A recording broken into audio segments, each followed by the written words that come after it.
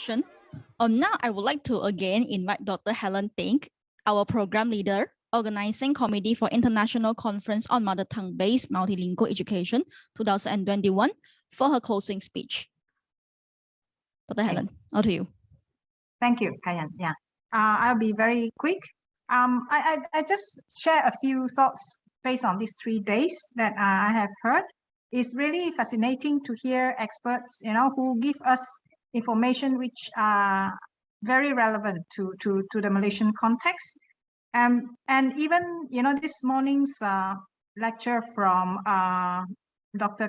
Maya is also very interesting because she sort of showed us that we need to come to grips with linguistic complexity in the Malaysian context. And we don't really have a certain set vision on mother tongue education in Malaysia because, all policies, it has to be adapted to each society, and our society have their complexity.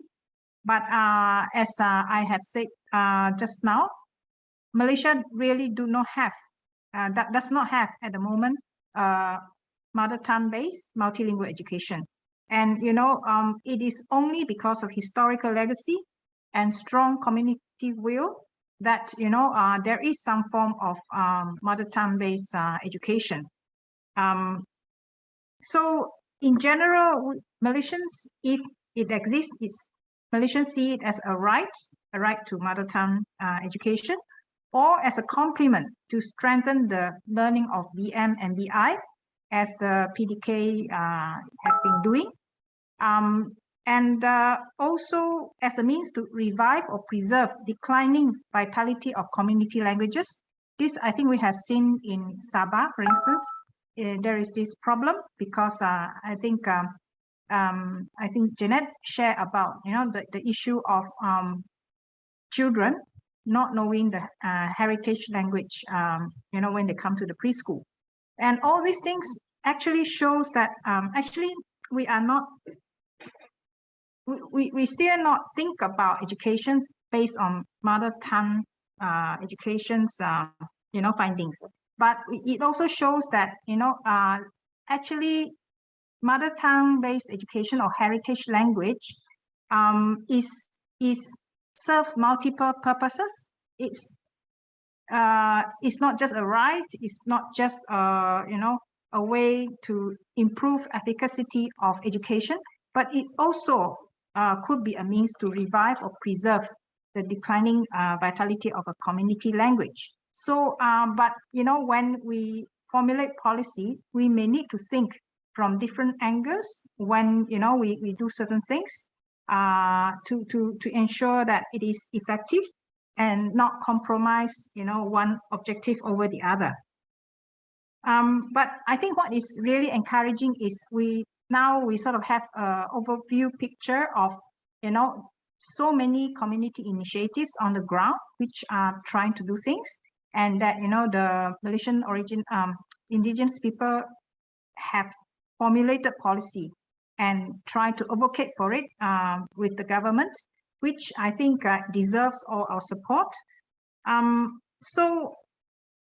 But we note that actually, despite all that, there is already this issue of language shift and lost, as evidence in Sabah's preschool heritage language experience.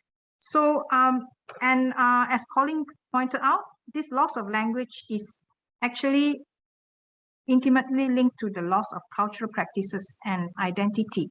So that is an important element to take into account, when we look at this mother tongue agenda. I think for us to go as a way forward, we also learn from the sessions that it's not enough just to use mother tongue, even though it is one step forward. We have seen, I think there were comments being made that it was not effectively applied or and so forth. So actually there is a need for more research to assess, for instance, effectiveness of existing program, and also explore ways on how they can be enhanced.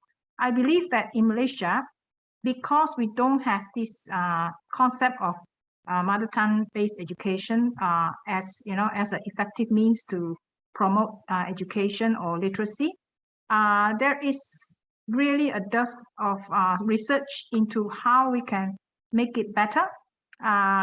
For instance, the education ministry sort of give ridiculous level of Malay language textbooks to vernacular schools, which only cause the loss of interest of the students because they are not in touch with their reality, and also is just too high. So what I mean is, actually there are a lot of issues in the Malaysian context, but because we did not look at it from educational point of view, I think there's a lot of things to do, because Dr. Kwa showed the picture of the lawyer who is seeking the court declaration that the vernacular schools are anti-constitutional. So what I mean is, their argument is vernacular school does not help in help Chinese and Indian students to be fluent in Malay, which is contrary to the principle of mother tongue-based education. So what I mean is, something needs to be explored there and improved, but because we don't have any research from that point of view, we are stuck in this debate. Mother tongue-based education is effective? No, it's not effective because they don't speak Malay, and and so forth. But actually, we are all debating in vacuum, based on anecdotes. We don't have statistics. We don't have research that has been done to prove one way or another. So I think the other question perhaps that arise based on my listening to what is being presented is it enough just to think of using mother tongue based preschool to just facilitate the learning of BM and BI?